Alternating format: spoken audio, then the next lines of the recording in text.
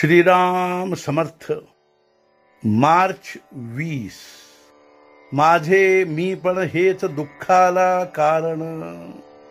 भीती न बाळगावी चित्ती, रक्षण करणारा आहे रघुपती.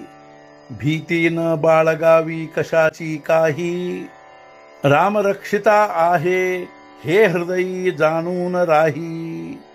सर्वस्वी झाल्यास रामाचे, राम उभा राहिला तेथे. काळजीचे कारण न उरे साचे, राम म्हणावा दाता खरा. न द्यावा भीती काळजीला थारा. काळजी करू नये, प्रयत्न सोडू नये. कोणत्याही कारणाने रामास विसरू नये. म्हणावा प्रपंच रामाचा झाला, मनाने परमात्म्याचे होणे हा उपाय भला. तेथे ठाव नाही काळजीला तळमळीला. देहाशी ठेवता माझे मीपण, तेच होते दुःखाचे अधिष्ठान. आजवर जे जे काही केले, ते ते मीपणाने झाले. जे जे मीपणाने केले, ते ते दुःखाला कारण झाले. बाह्य वस्तू जरी मीपणाने सोडली, तरी अभिमानाने वृत्ती बळावली. तेथेच घाताला सुरुवात झाली. आग्रह आणि हट्टीपण हेच अभिमानाचे लक्षण.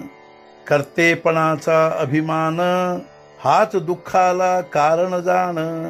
प्रपंचाचे दुःख भोगणे, ते मीपणा असल्याची खूण जाणणे.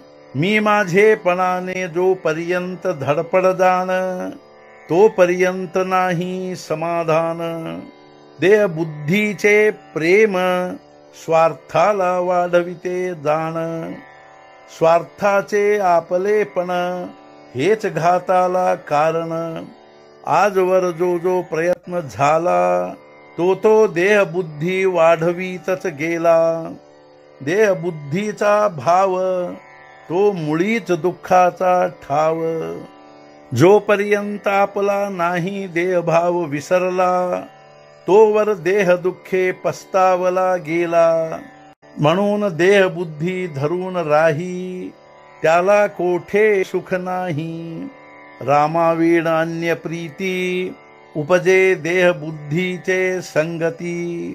म्हणून मीपणाचे न व्हावे अधीन, जेणे भंगेल आपले समाधान. कारण जेथे मीपणाचे ठाणे, तेथे दुःखाचे साम्राज्य असणे. पाप पुण्याची भीती, हे देहबुद्धीचीच संगती.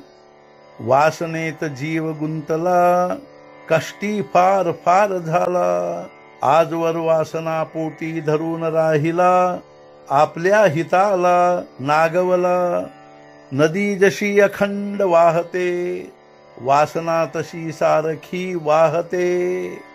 वासना भोगाने कमी होत नाही, त्यागाने नाहीशी होत नाही. आपण देहधारी, देहदुःख न सोसवे क्षणभरी. ज्याला म्हणावे मी माझे, त्यावर माझी सत्ता न गाजे. माझे इच्छेने माझे मलाच ठेवता येत नाही.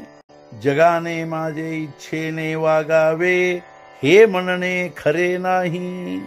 सर्व काही देता येते दान, पण उर्वरित राहतो अभिमान.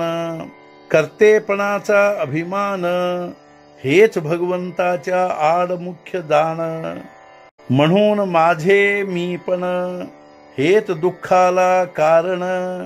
रामाचे होण्याने होईल निवारण. आजचा मुख्य विचार. सर्व बंधनाचे दुःखाचे कारण, कर्माचा करता मी होणे दान. सद्गुरुनाथ महाराज की जय. जय जय रघुवीर समर्थ.